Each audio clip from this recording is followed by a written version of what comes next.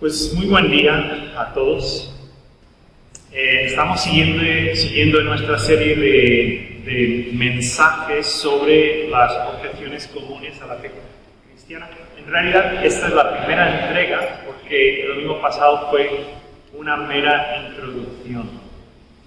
Y he decidido abordar la cuestión del problema del mal.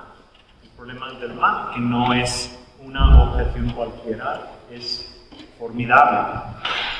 Pero antes de empezar, déjame decirte que yo predico en plan anglicano, es decir, 20 minutos, y además en el habla yo soy más lento que el caballo del mal. En mi propio idioma no hablo mucho más rápido, entonces no me da tiempo para abordar muchas cosas, muchos matices. Por lo tanto, si hay una cuestión, un aspecto que para ti he dejado en el tintero, no dudéis en poneros en contacto conmigo, porque lo más probable es que a lo largo de esta semana pasada sí yo he reflexionado sobre esa cuestión.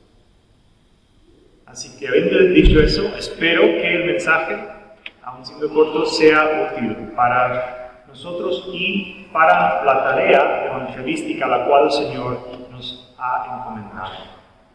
El poder anunciar las buenas noticias en un entorno a veces bastante hostil, que a veces nos plantea esta cuestión que vamos a abordar hoy.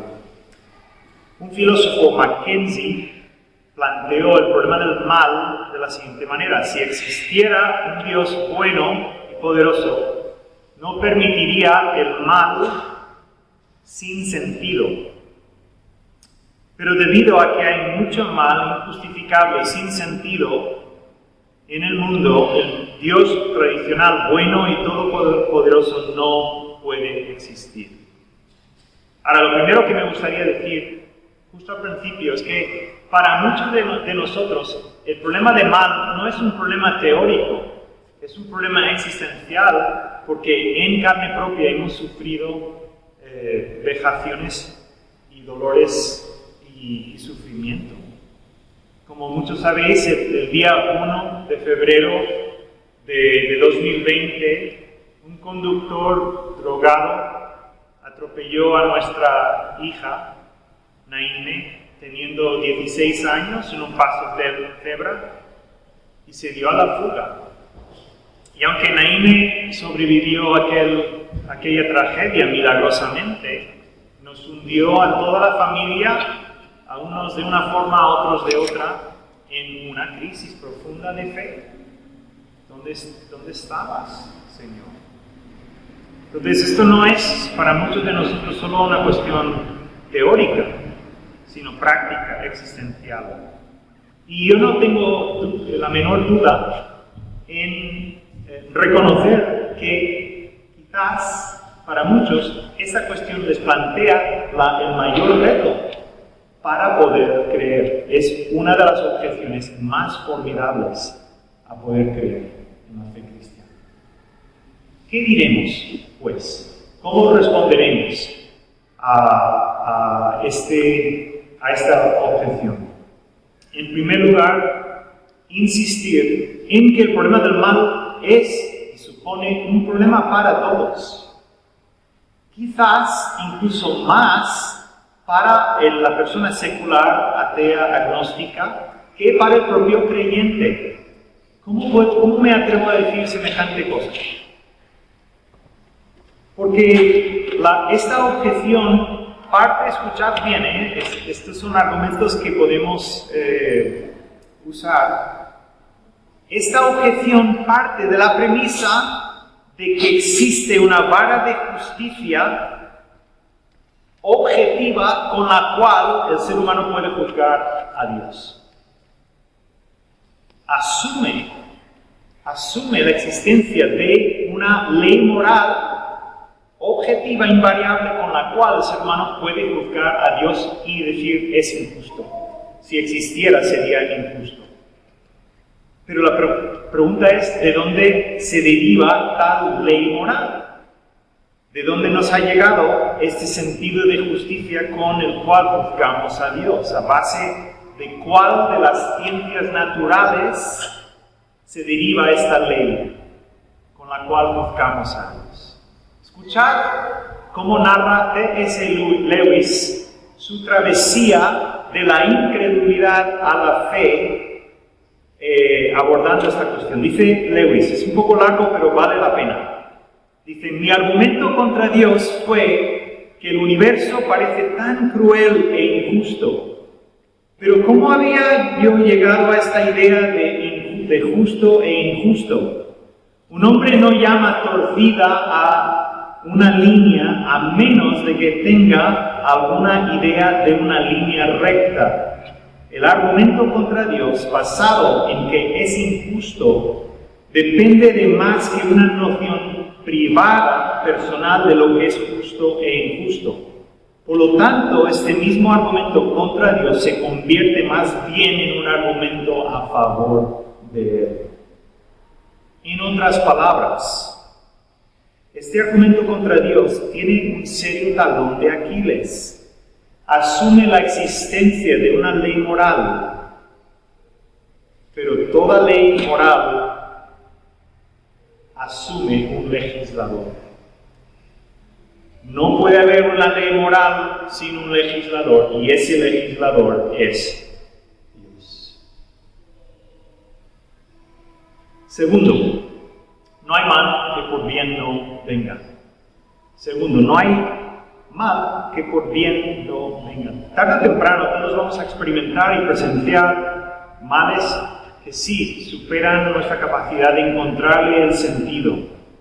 Pero a veces con el correr del tiempo, reflexionando sobre nuestras vidas, sí llegamos a vislumbrar algún tipo de propósito por el cual quizás Dios ha permitido tal o cual experiencia de dolor.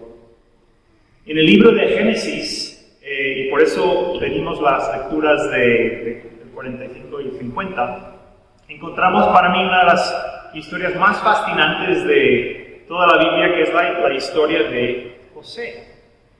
Y este José fue víctima de una serie de contrapropósitos sin sentido.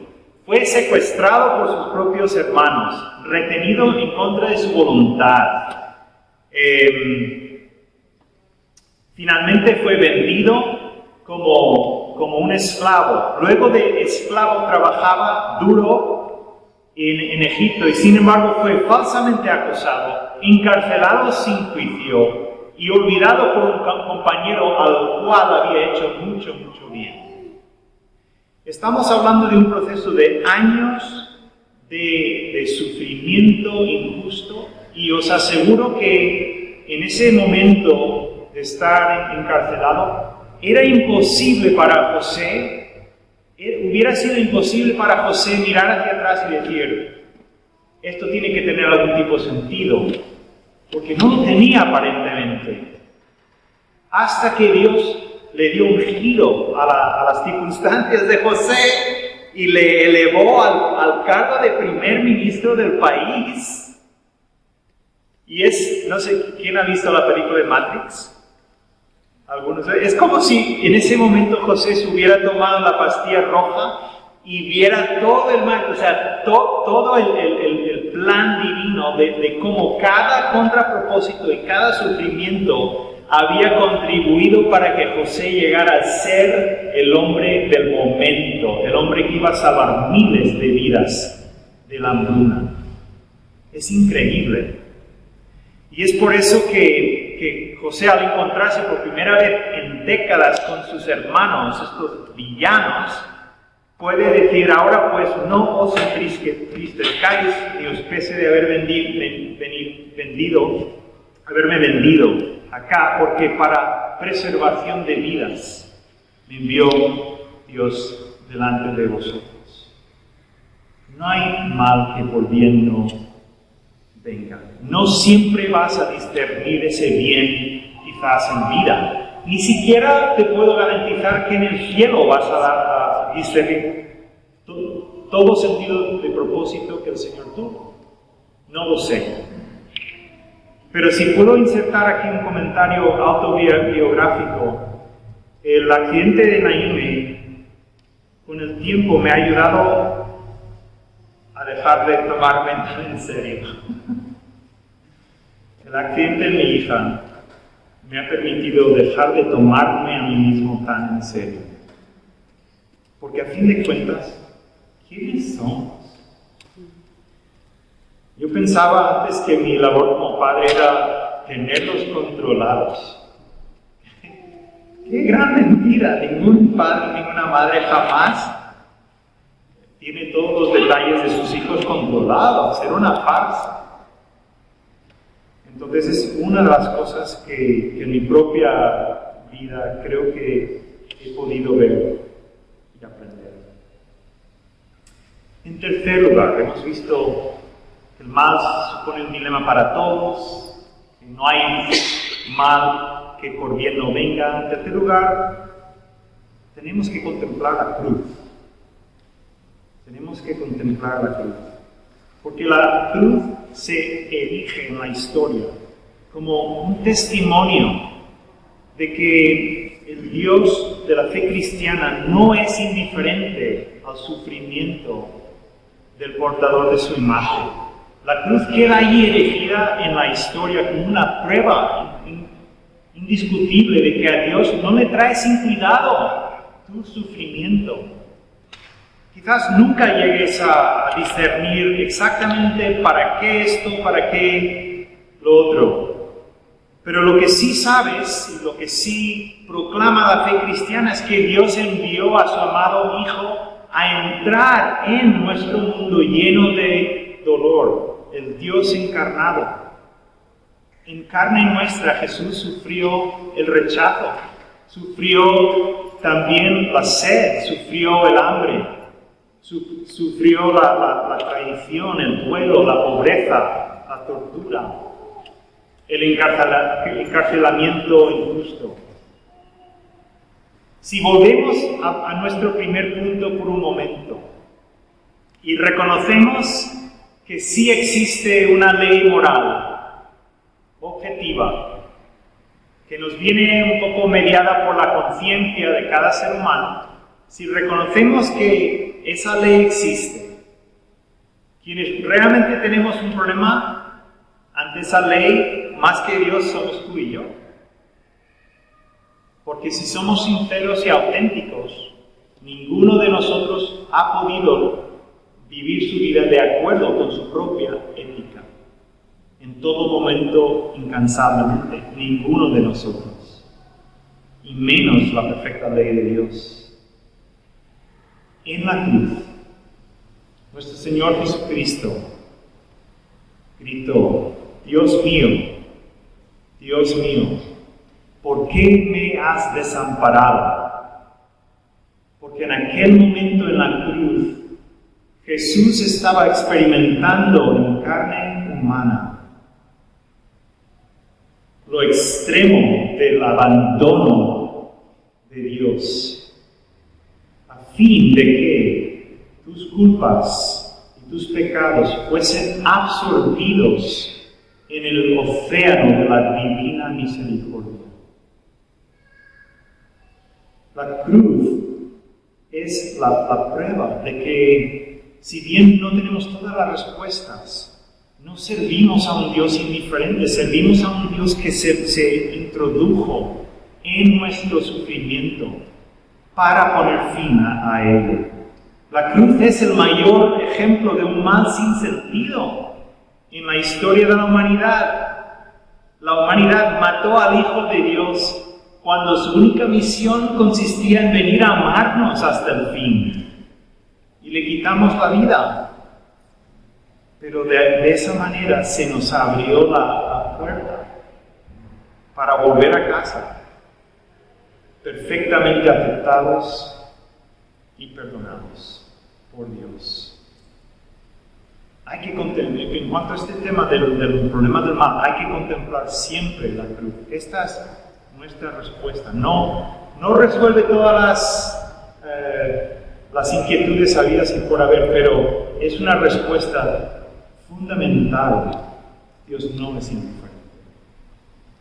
Ahora, ya para acabar, no quería dejarlo todo en plan argumentos y contraargumentos y ya está.